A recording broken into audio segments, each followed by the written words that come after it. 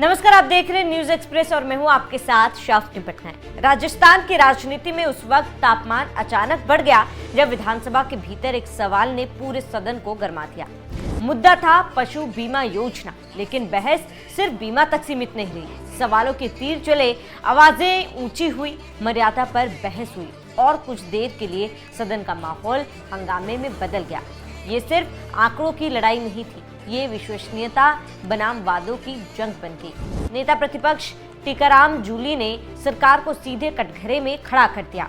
उनका सवाल साफ था कि सरकार ने मार्च तक 42 लाख पशुओं का बीमा करने का लक्ष्य तय किया, लेकिन अब सिर्फ 1 महीना बाकी है। ऐसे में लाखों पशुओं का बीमा कैसे होगा?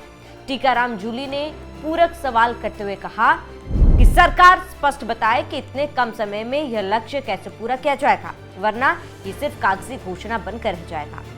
उनकी आवाज ऊंची थी, अंदाज आक्रामक था और सवाल सीधा था कि क्या सरकार जमीन पर काम कर रही है या सिर्फ दावे कर रही है। जूली की ऊंची आवाज पर सत्ता पक्ष की तरफ से प्रतिक्रिया आई। संसदीय कार्य मंत्री जोगेश्वर गर्ग बीच में खड़े हो गए। सवाल पूछते समय मर्यादा और विनम्रता रखना चाहिए। यह सदन है, मंत्री किसी के गुलाम नहीं है, तमीज से बात करनी चाहिए। बस यहीं से बहस का स्वर और तेज हो गया। विपक्ष ने इसे अपनी आवाज दबाने की कोशिश बताई, जबकि सत्ता पक्ष ने कहा कि सदन की गरिमा बनाए रखना सबकी जिम्मेदारी है। नहीं तो आप की पूरी जांच करा के कार्रवाई करेंगे क्या? दोनों के जवाब नहीं आया और फालतू जवाब दे रहे।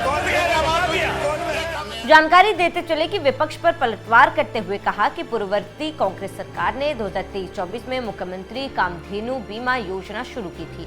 दावा किया गया था कि 2 दुधारू पशुओं का बीमा किया जाएगा, लेकिन मंत्री के अनुसार महंगाई राहत शिविरों में लगभग 1 करोड़ 10 लाख पशुपालकों से आवेदन लिए हैं, परंतु केवल 1764 पशुओं का बीमा हुआ।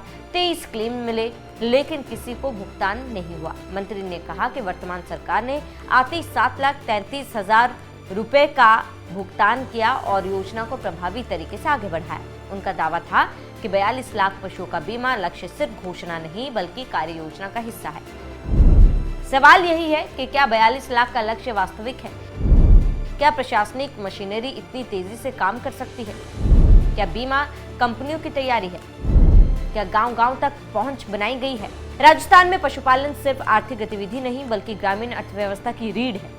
लाखों परिवारों की आजीविका इससे जुड़ी है। ऐसे में पशु बीमा योजना सिर्फ एक योजना नहीं, एक सुरक्षा कवच है। लेकिन अगर लक्ष्य और उपलब्धि में बड़ा अंतर रह जाए तो भरोसे पर असर पड़ता है। यह सिर्फ एक बहस नहीं थी, ये लोकतंत्र की जीवन तस्वीर थी, जहाँ सवाल भी है, तकरार भी है और जवाबदेही की मांग है। अगर सरकार को मार्च तक लक्ष्य पूरा करना है तो प्रतिदिन लाखों पशुओं का बीमा करना होगा। प्रशासनिक स्तर पर विशेष अभियान चलाना होगा, बीमा क्लेम प्रक्रिया को सरल बनाना होगा, पारदर्शिता सुनिश्चित करनी होगी। राजस्थान की राजनीति में ये बहस सिर्फ पशु बीमा तक सीमित नहीं है, यह आने वाले समय में ग्रामीण वोट बैंक, किसानों और पशुपालकों के लिए विश्वास से भी जुड़ सकती है। यदि सरकार लक्ष्य हासिल करती है तो ये बड़ा राजनीतिक संदेश होगा। अगर चूक होती है तो विपक्ष इसे वादा खिलाफी का नाम देगा। इससे आप समझ सकते हैं कि कैसे विधानसभा में विपक्ष के नेता और पशुपालन मंत्री भिड़ गए। नहीं तो आप की पूरी जांच करा के कार्रवाई करेंगे क्या? दोनों के जवाब नहीं आया और फालतू जवाब दे रहे।